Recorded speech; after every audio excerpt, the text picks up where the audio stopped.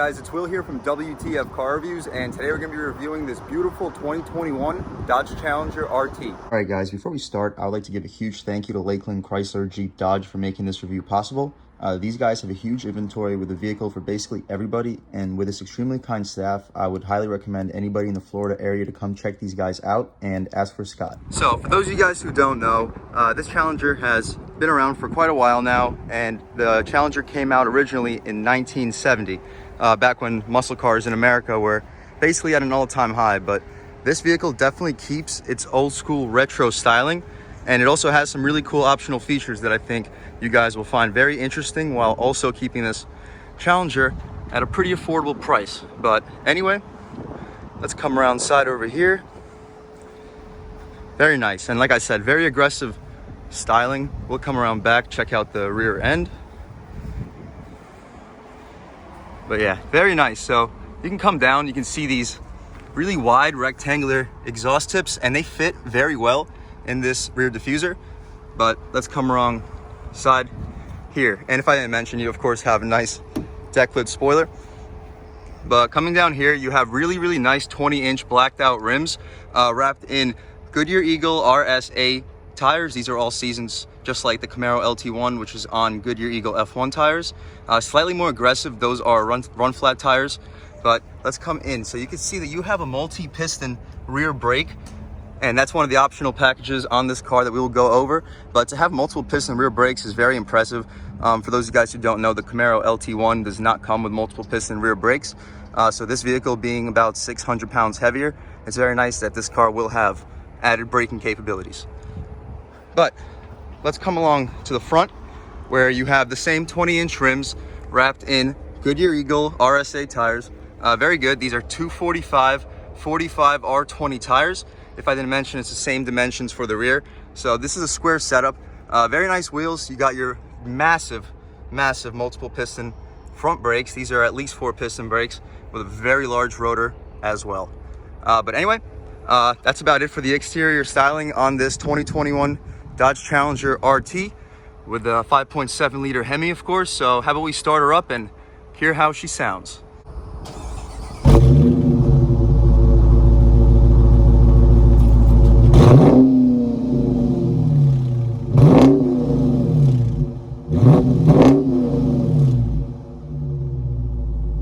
Okay guys, so that was of course the sound of the 5.7 liter Hemi engine offered by Chrysler Jeep Dodge.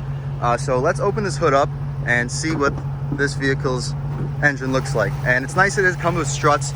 I know a lot of vehicles in this segment do not have struts, they still have prop rods. But there you have it. There's your massive 5.7 liter Hemi V8 engine. And no, that's not the biggest engine that comes with this vehicle. This vehicle also has a 6.4 liter Hemi engine that's optional in the Scat Pack. But this engine does perfectly fine. With a match with this 8-speed transmission, this vehicle makes 372 horsepower and 400 pound-feet of torque. So very potent engine. For daily driving, you have absolutely all the power you need. It's good enough to get this vehicle to 60 in about 5 seconds. You can be between 5 and 5.5 depending on your traction. But anyway, as you see, that hood scoop we have in the front is completely functional. Very cool. And anyway, let's shut this hood and step inside this 2021 Dodge Challenger RT.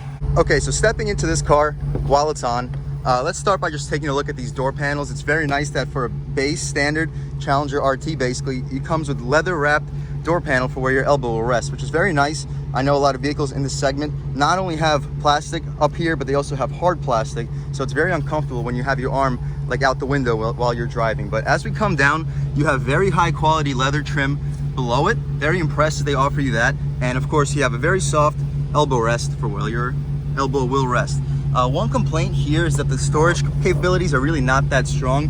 However, this vehicle is very large, so for the most part, you will have very good storage capabilities. Of course, you have your automatic windows and power 4-way mirrors. And this car also has memory seats. That's one of the options. And speaking of the seats, actually, take a look at these.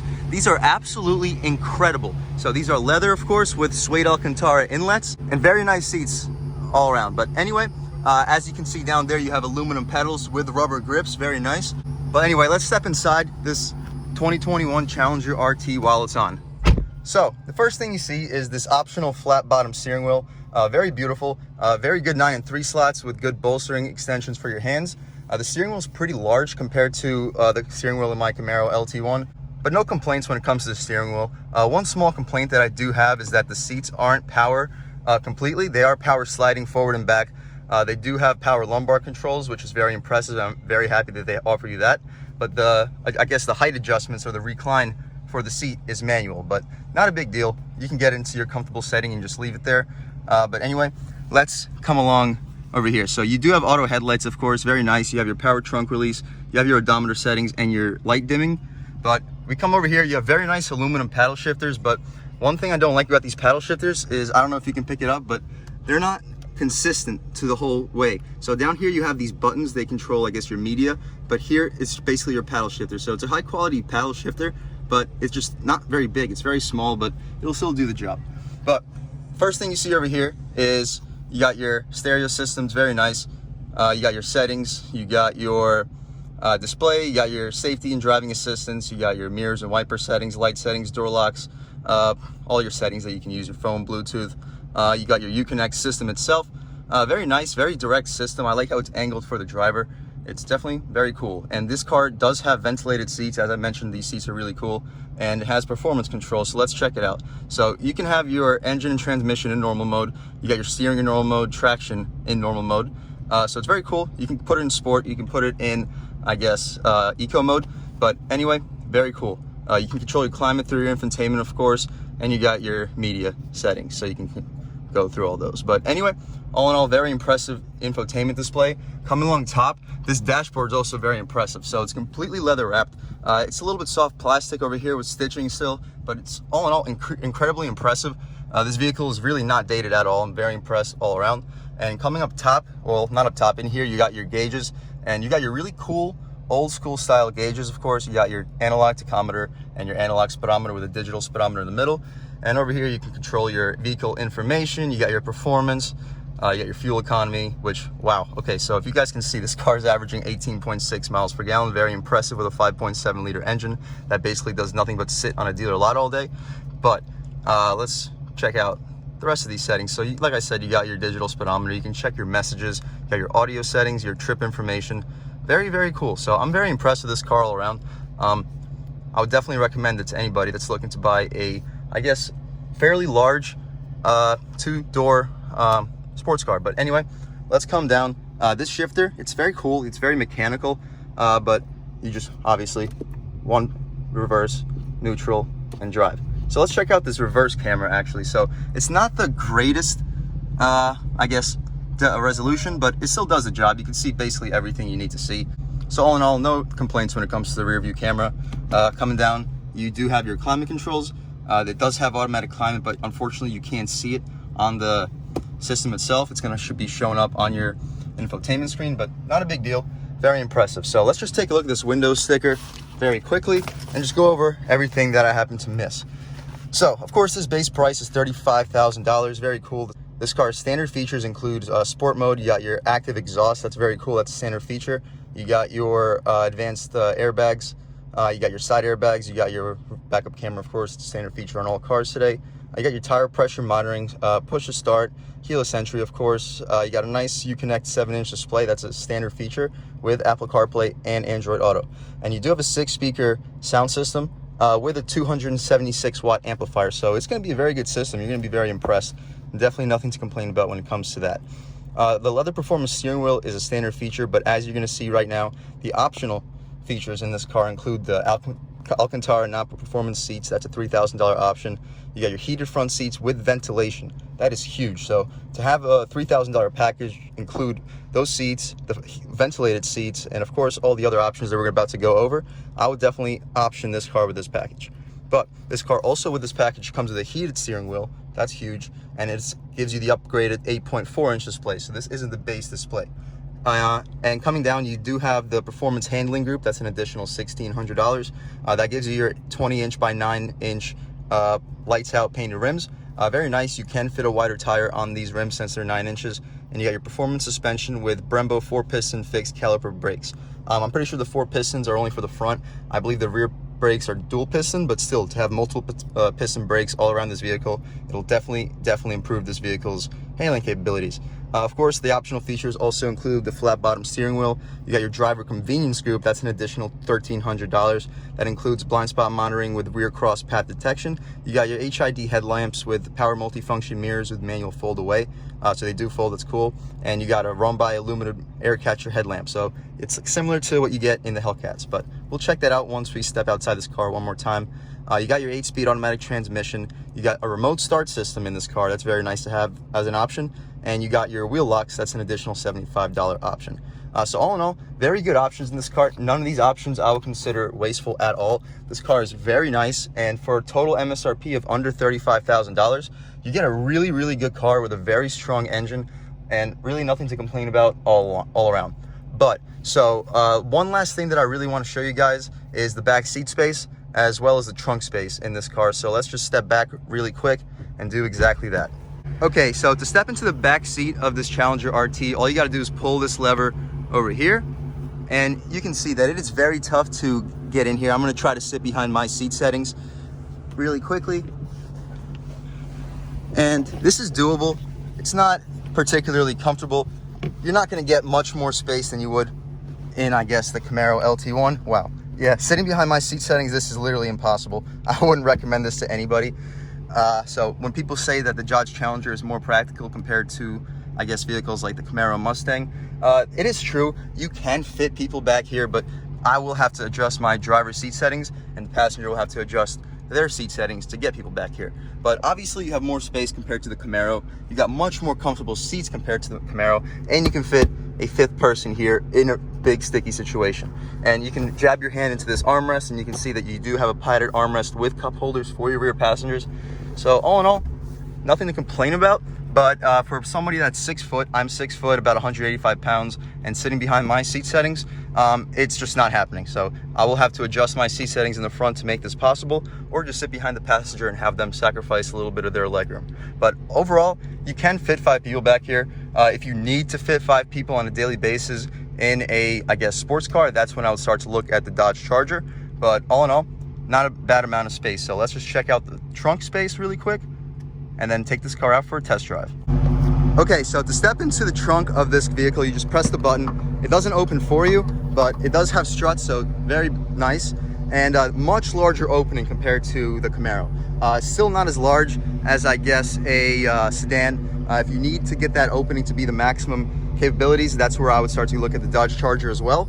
But as you can see inside of here, you do have a good amount of space. You got a decent amount of depth, but completely honest with you, the trunk is really not that huge. So if trunk space is something that you really need, I would probably consider going with the Dodge Charger as well. But anyway, you have a much better trunk space compared to vehicles like the Camaro and Mustang. The opening is much larger compared to those vehicles. So considering that that's really this vehicle's competition, I would say that this car is significantly more practical than those vehicles. Well, let's close this up. And let's come around front, and we can check out those headlights. And of course, you got your nice Hemi badge, of course. So, as I mentioned, this vehicle does have a hollowed out, I guess, second headlight. So it's very cool that it offers that. It's similar to the Hellcats. So, very impressive. One more step back, and we're gonna take this car out for a drive.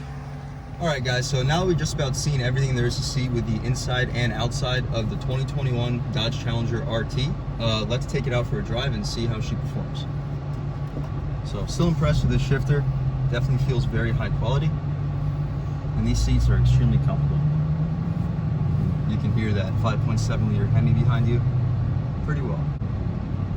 And because of that hood scoop in front, it's very nice. You can definitely see your, I guess, end of your hood much better with that hood scoop, and it just overall gives you a more aggressive feeling when driving this muscle car. So as you guys see, we have Scott here from Lakeland Dodge, Chrysler, and Jeep and Ram, of course. He's a great guy. He's going to show us where to go on this test drive. So definitely check him out. I'll leave his name, number, and overall information below. But let's see how this car accelerates. So very strong off the line, very torquey engine.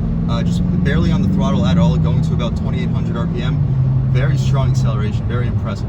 So for a daily driver performance car, this car is absolutely fantastic. especially given its comfort and overall price point. But let's turn this air down a little bit in case it affects the audio quality. And as we're in this turn, with this performance package, you have very good handling, very good steering too. I'm very impressed given that this car is only on 245 front tires. Okay, so turning onto this 2-lane road, we're going to put it in sport mode and see if there's any noticeable differences. Very good acceleration, guys. It is very torquey, and I was like stepping on the gas about halfway originally, and then I leaned into it, and you have absolutely zero wheel spin. You can probably even drive the car more aggressively than that and have no issues whatsoever. I'm not going to, but if you do own this car, just know that you have very good grip, especially with these 245 all-season tires.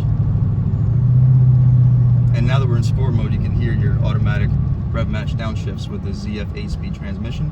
Very nice, and this transmission all around is very smooth, very quick, so nothing to complain about at all. Very comparable to the new 10-speed that you can get in the new Ford and Chevy products, and 8 speeds is obviously more than enough.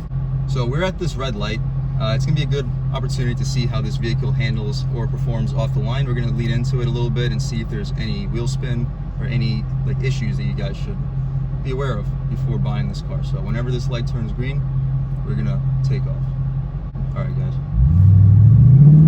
No wheel spin, but I did feel a little bit of traction control initially off the line. So I guess the car understands what you're doing, so it just doesn't let you do it with the traction control in its normal setting.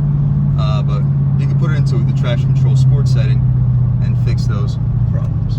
But yeah, just driving in sport mode, it does hold the revs higher. It doesn't go into its overdrive gears, so there's going to be a little bit more drone. So when you're driving on the road, you can turn sport off and have a much more quiet and relaxed experience driving this 2021 Dodge Challenger RT. So with sport mode, the big differences are of course going to be, I guess, your transmission and steering feel.